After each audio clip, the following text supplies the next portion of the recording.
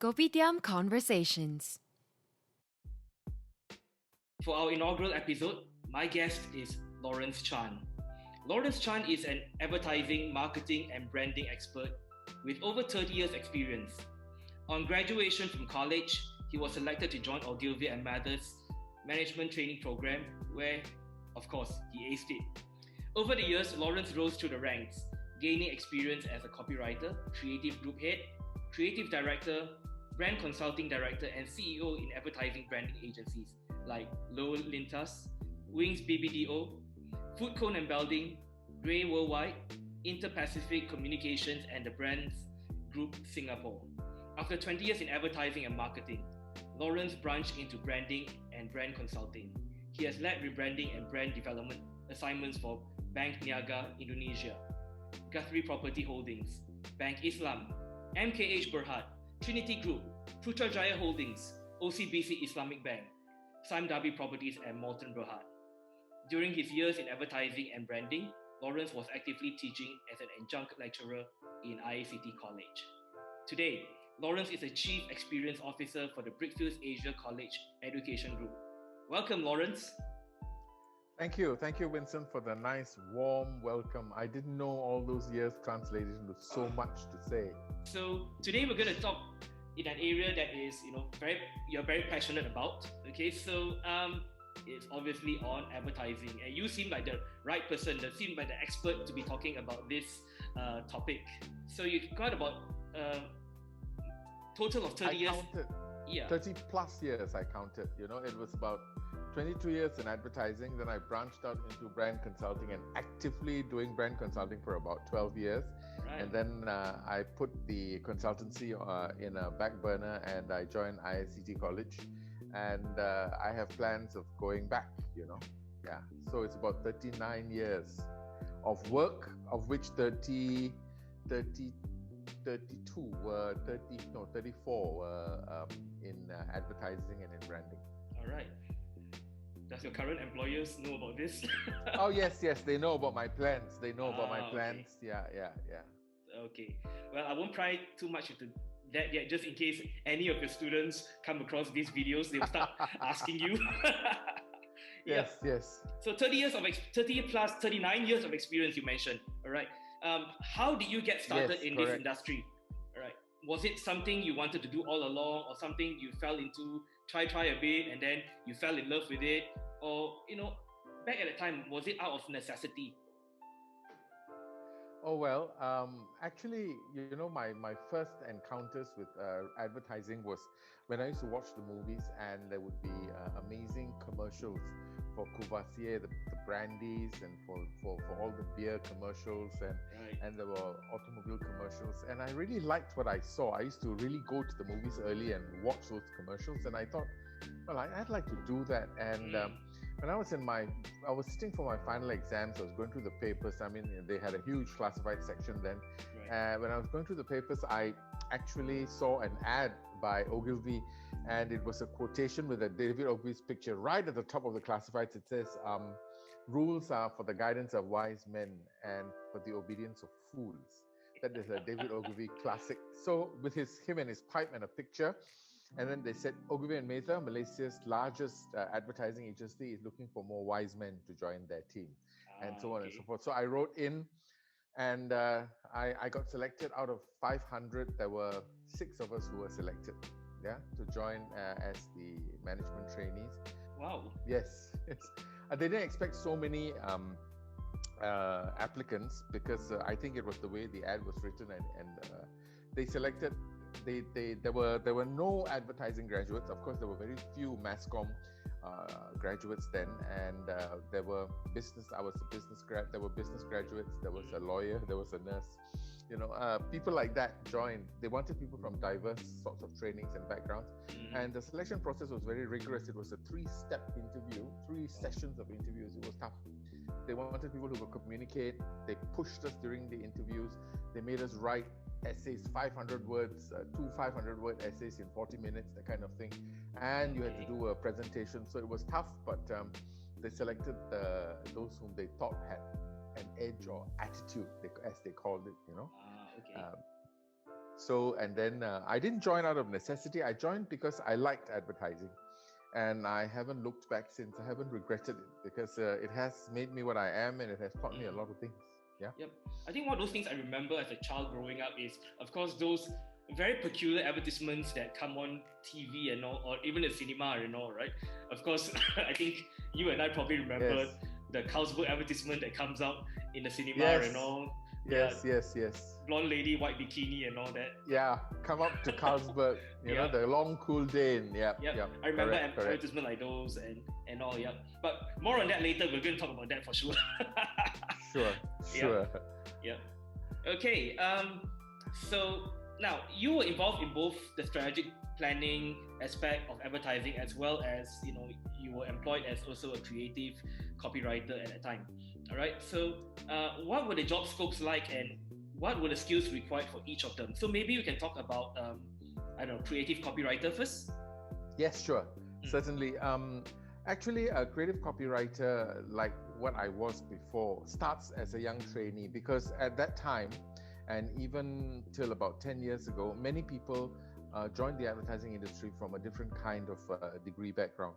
So we had a business background, and the only qualification we needed to have was, one, the ability to conceptualize, and two, the ability to write. So we joined at that time as a trainee writer. They called me a junior copywriter.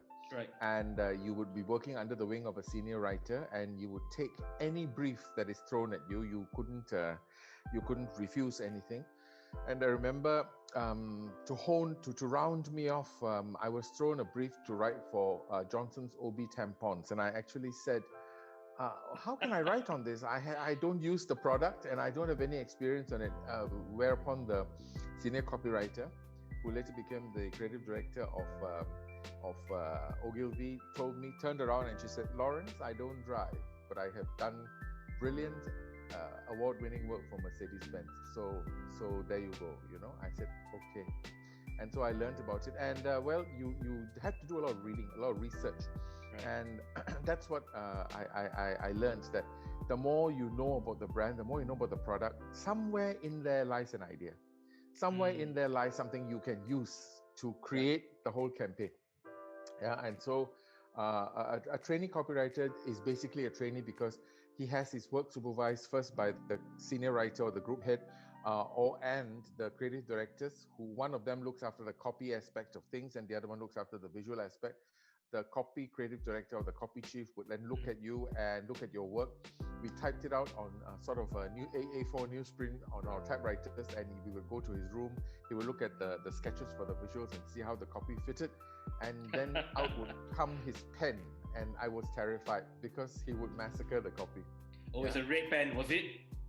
No, it was a green pen. It was a horrendous green pen. So till today, I'm allergic to green ink.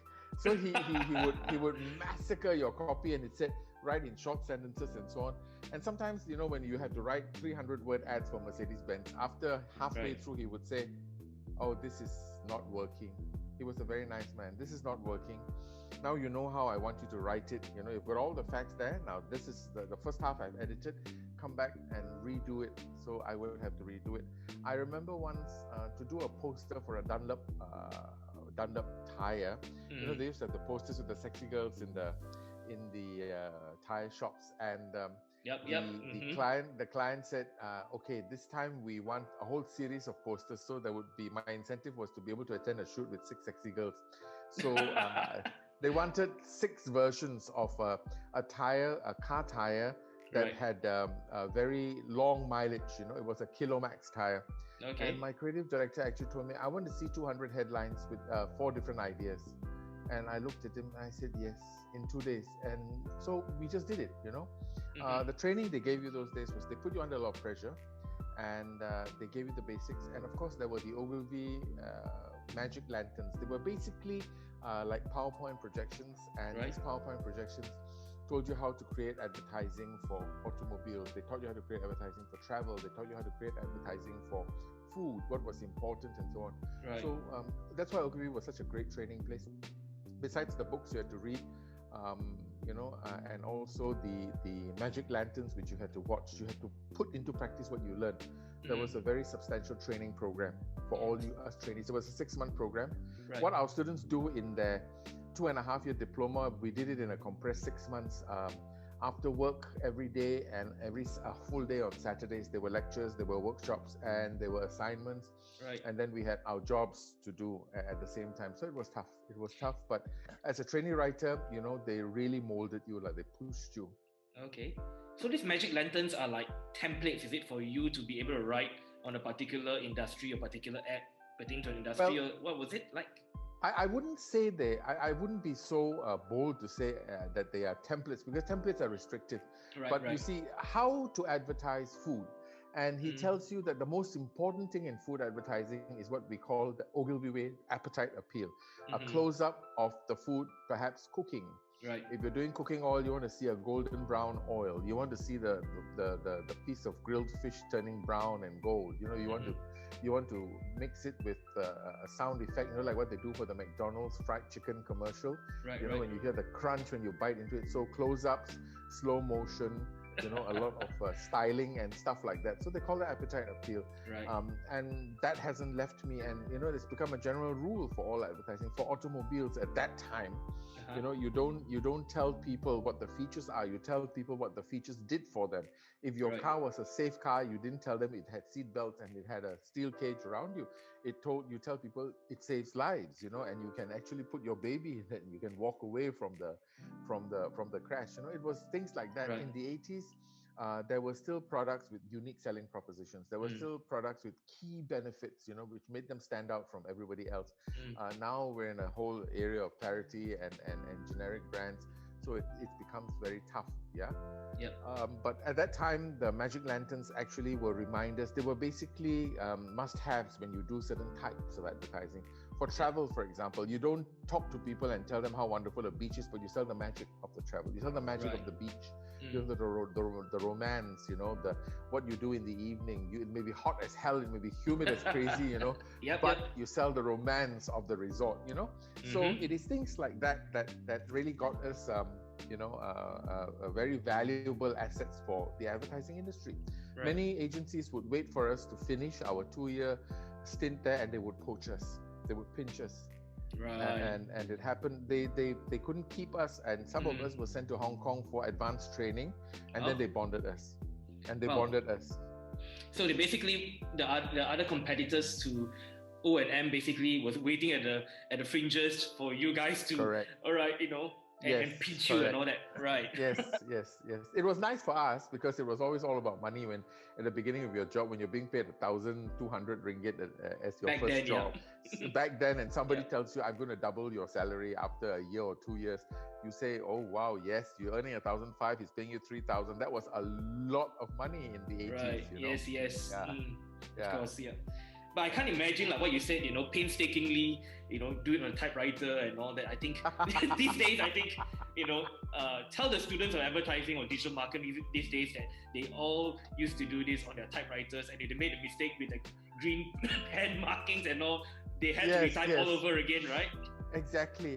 So when the word processor was invented, and when we bought a few word processors, I thought they were the best thing since sliced bread. Right. It was basically a word program. It was basically a word program which you could use, and it was just fantastic. It was wonderful, and we just loved it.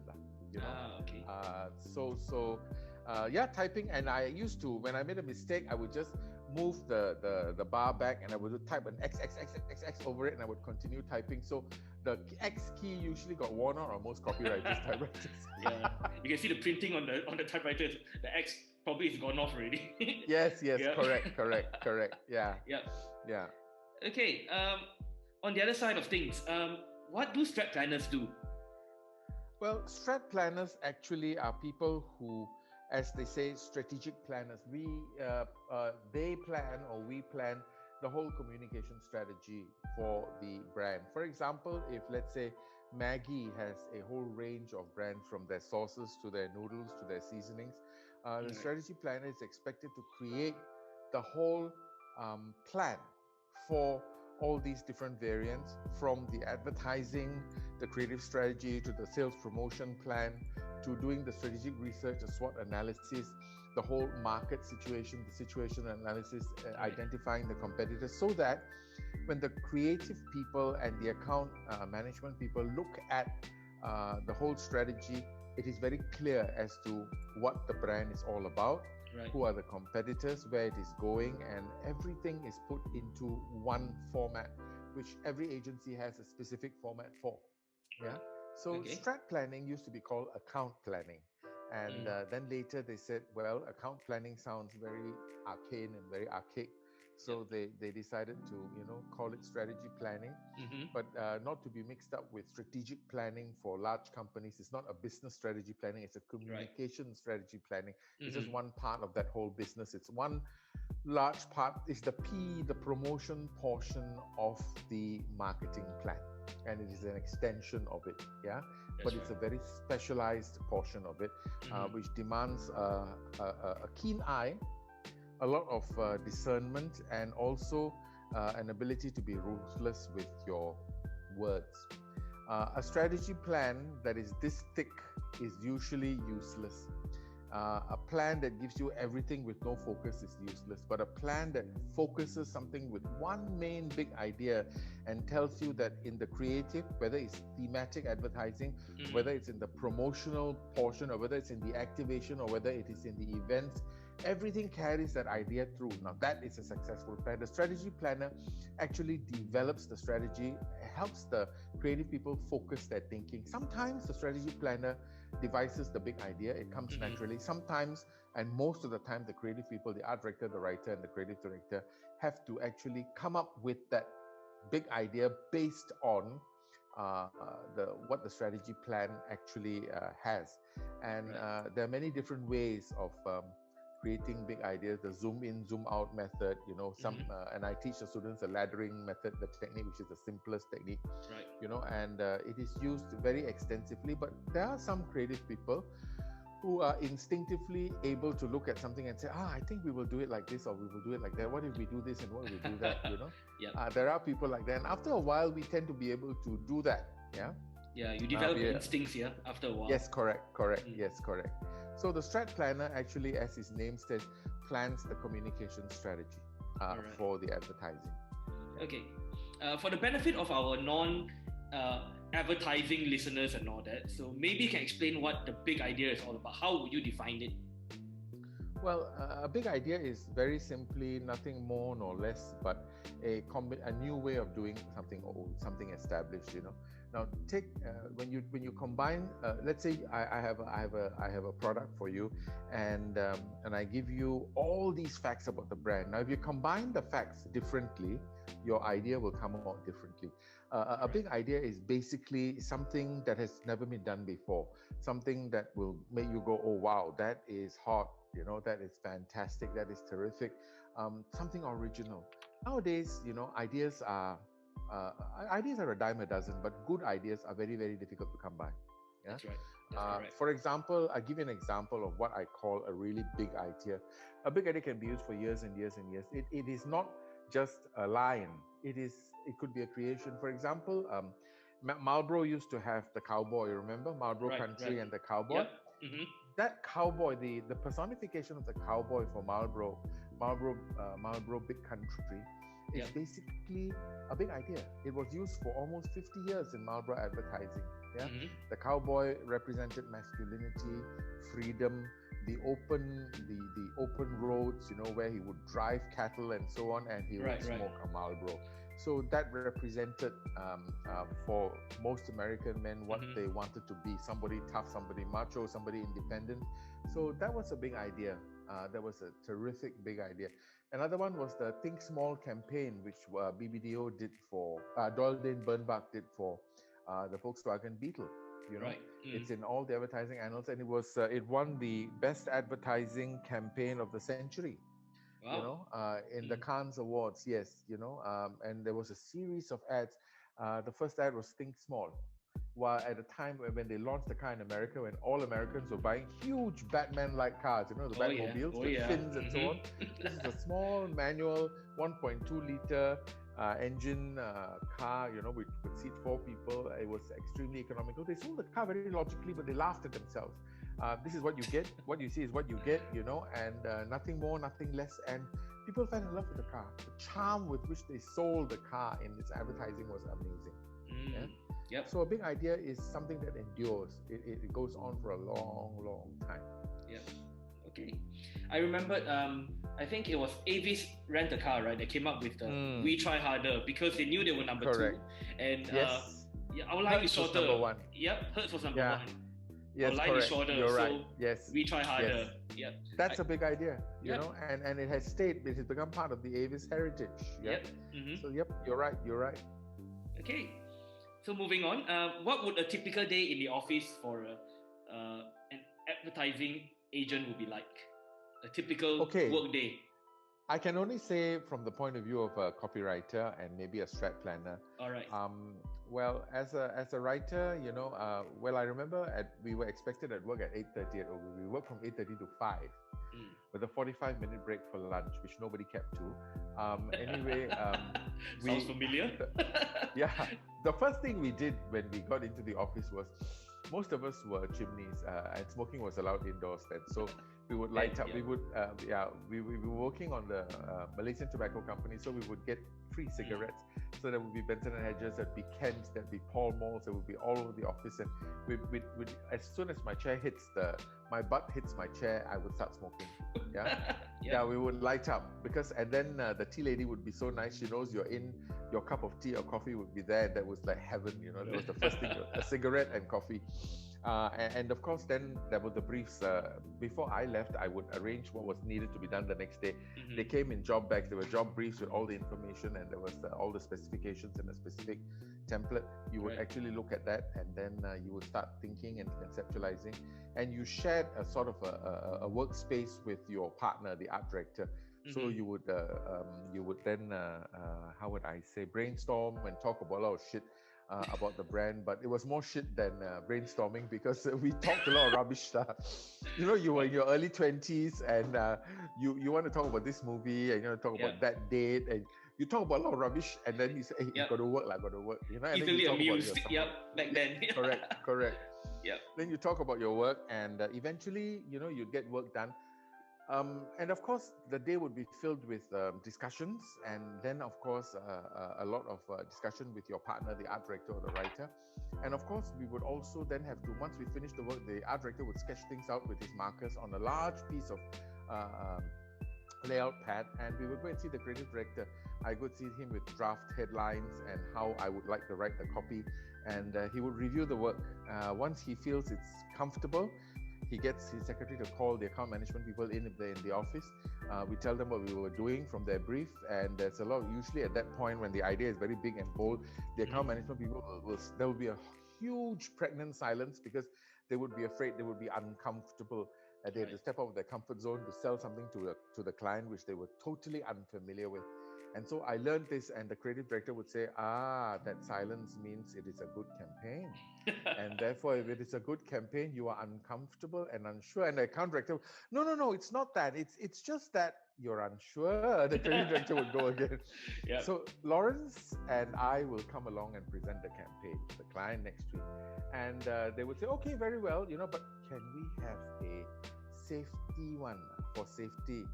And the creative director would then mouth a lot of expletives. He would tell them, look, you pay us to do great work, and you turn down work that is not fantastic.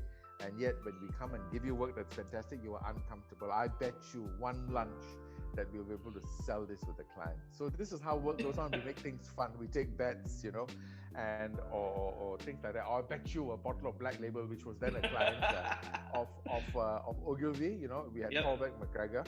So we would do things like that, and invariably, most of the time, the account people would be too scared to take on the challenge, right? Because Ogilvy although it was an account management agency, it was very creative driven.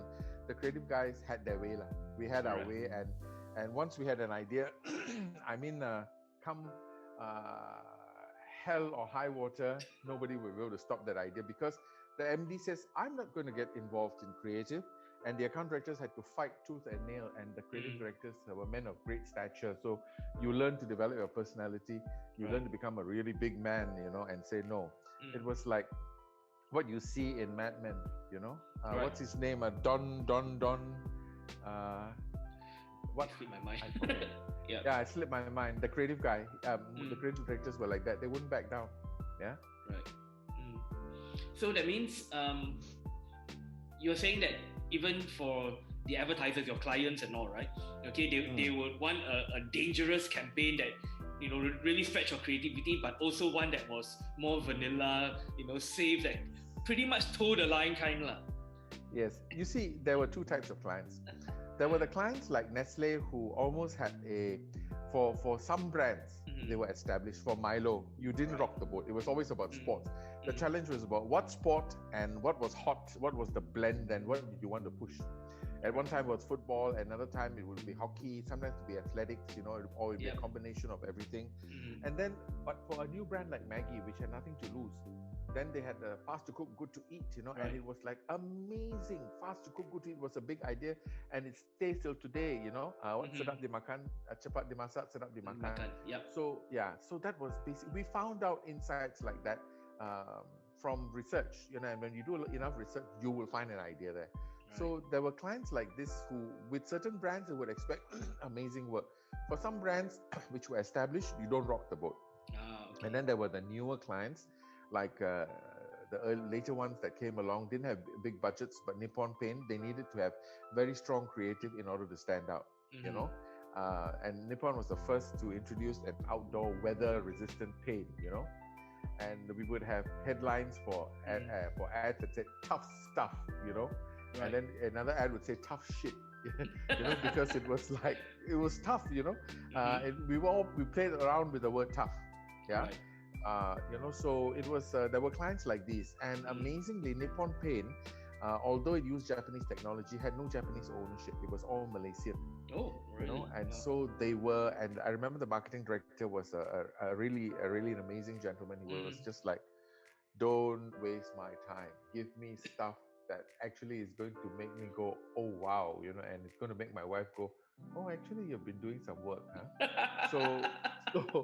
So he was an amazing Malay gentleman of the old school, and he was just, he pushed us, he encouraged us and he pushed us. And of course there were clients like Callback who were, you know, as advertisers, they expected some amazing stuff.